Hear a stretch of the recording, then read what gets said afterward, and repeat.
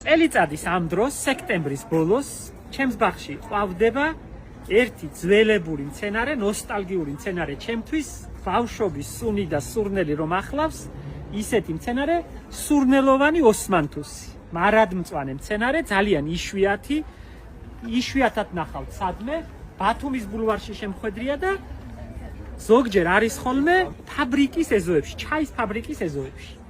არაჩვეულებრივად სურნელოვანია. აი, აქ ირგვლივ, ეხა ყველგან დგას ოსმანთუსის სურნელი. ყველაზე ძვირადღირებული ფრანგული სუნამოების ექსტრაქტში შედის, აი შემადგენლობაში. ამაზე უფრო ძვირფასი სურნელი არ არსებობს სამყაროში. ძალიან სამწუხაროდ ვერ ვამრავლებთ.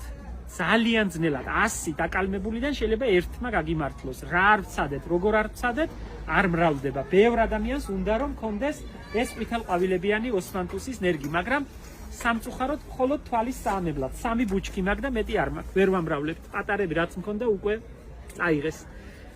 შევეცდები რომ კიდე გავამრავლო. ამჯერად დავკმაყოფილდეთ მხოლოდ თვალის საამებლად.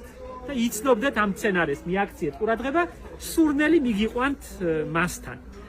მიხარია რომ ჩემს ბაღში მოსული ადამიანები ამჩნევენ ამ მცენარეს და ყველა კითხულობს, რისი სურნელია, აი ცაცხვის ყვავილობის შემდეგ პირველია, რომელიც დააყენებს საოცარ სურნელს და ძალიან ჩემთვის გრძნობებსაც აშლის და ემოციებს ბავშვობის დროინდელს. არაჩვეულებრივი მცენარეა, მართლა.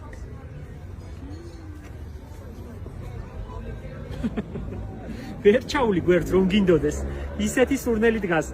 შეიძლება დადგეს დრო რომ კამერიდან შეიძლებაოდეს სუნის გამოგზავნა, სურნელის გამოგზავნა თქვენამდე. ჯერჯერობით ეს შეუძლებელია. ამასობაში ბროწეულები რა დღეშია ნახე, ჯუჯა ბროწეულები როგორ ყვავის და როგორ ასხია. მაგრამ ეხლა ოსმანთუსს არაფერი არ შეედრება, სურნელოვან ოსმანთუსს.